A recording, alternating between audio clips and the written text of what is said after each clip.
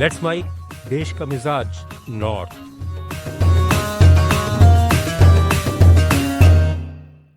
नमस्कार। Let's mic देश का मिजाज और खबरें नॉर्थ से।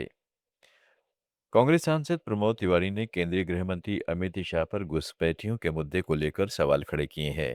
उन्होंने लखनऊ में मीडिया से बातचीत में कहा कि गृह मंत्री से पूछना चाहता हूं कि असम में 10 साल से आपकी सरकार है और केंद्र में भी 12 साल से भाजपा की सरकार है। घुसपैठिए तो अंतर्राष्ट्रीय सीमा पार करके आते हैं, वहां आपकी फोर्स तैनात है, तो वे आए कैसे? 10 साल से आपने उन्हें रहने क्यों दिया? प्रमोद तिवारी ने आरोप लगाया कि घुसपैठ का मुद्दा भाजपा के लिए सिर्फ चुनावी हथियार है।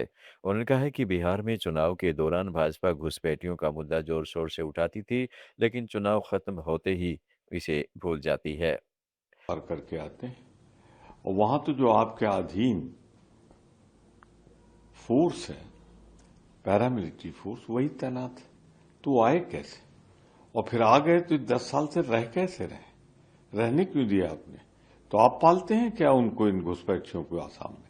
सच्चाई ये है कि ये आपका चुनावी मुद्दा है।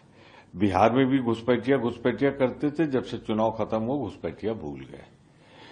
कुल मिला के मैं आपसे ये कहना चाहता हूं कि आरजेडी के राज्यसभा सांसद मनोज झा ने केंद्रीय गृह मंत्री अमित शाह के बयान पर कहा है कि भाजपा की सरकार वह 10 साल से है, तो अगर घुसपैठी हैं तो इसके लिए जिम्मेदार कौन है? उन्होंने दिल्ली में मीडिया से बातचीत में कहा, यही जुबान आप बिहार और झारखंड में भी चुनाव के समय बोलते थे, लेकिन सत्ता में आने के बाद इन मुद्दों को भूल जाते हैं। मनोज झा ने कहा कि यूनिफॉर्म सिविल कोड अलग अलग राज्यों में लागू किया जा रहा है, आप वहां भी लागू करिए, लेकिन इस देश की बहुलता और विविधता को समझना जरूरी है। उन्होंने केंद्र सरकार से अपील की कि देश की बढ़ती आय असमानता पर भी बोलिए, क्योंकि आज देश में अमीर और गरीब के बीच खाई लगातार बढ़ रही है।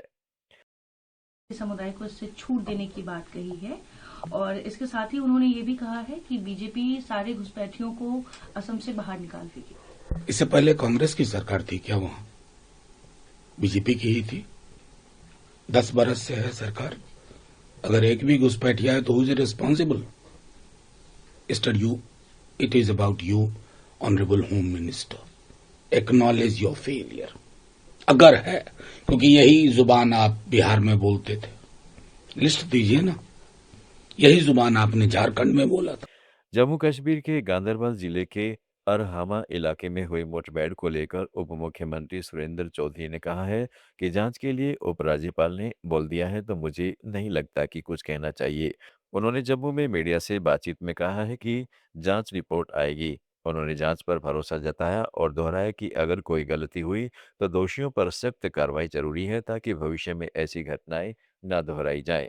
आप इंक्वायरी की रिपोर्ट आने दीजिए। जो रिपोर्ट आएगी, अगर गलत है, अगर फेक हुआ है, तो फिर जिन्होंने फेक किया है उन पर सख्त से सख्त कार्रवाई होनी चाहिए और ऐसी चीजें रिपीट नहीं होनी चाहिए। क्योंकि ठीक है, ये जम्मू कश्मीर एक मिलिटेंसी से जूझ रहा है, आज 36-37 साल हो गए हैं, तो लेकिन है कि जो अगर उग्रवाद है, मिलिटेंसी है, वो तो कर्ब होनी चाहिए और उग्रवादियों के लिए कोई भी जगह जम्मू कश्मीर भी या हिंदुस्तान के किसी कोने में नहीं है।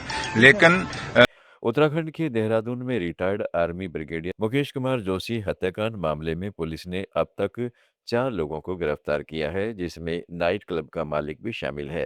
क्लब को सील कर दिया गया है और बाकी आरोपियों की तलाश में छापेमारी की जा रही है।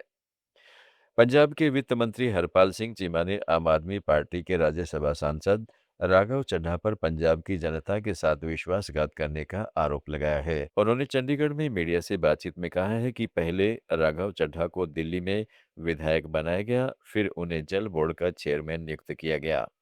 जब आम आदमी पार्टी पंजाब में भारी बहुमत से सत्ता में आई तो उन्हें राज्यसभा भेजा गया, लेकिन उन्होंने पंजाब की 3 करोड़ जनता और आम आदमी के साथ गद्दारी कर दी। राघव चड्ढा संसद में पंजाब की आवाज बुलंद करने में पूरी तरह असफल रहे हैं। हमारी जो आरडीएफ का पैसा रुका हुआ है, वो उसकी बात जो है राघव चड्ढा ही देश के प्रधानमंत्री के सामने रखेंगे। और इसके अलावा जो जीएसटी का लॉस, जीएसटी जब लागू हुआ, 1 नेशन 1 टैक्स की थ्योरी लागू हुई, क्योंकि वो टैक्स का भी काम करते थे, तो उसमें 60,000 करोड़ रुपए का लॉस जो पंजाब को हुआ, उसकी बात वो देश की पार्लियामेंट में रखेंगे। उसमें भी फिर देश का मिजाज में फिलहाल इतना ही। जुड़े रहिएगा लेट्स माइक के साथ।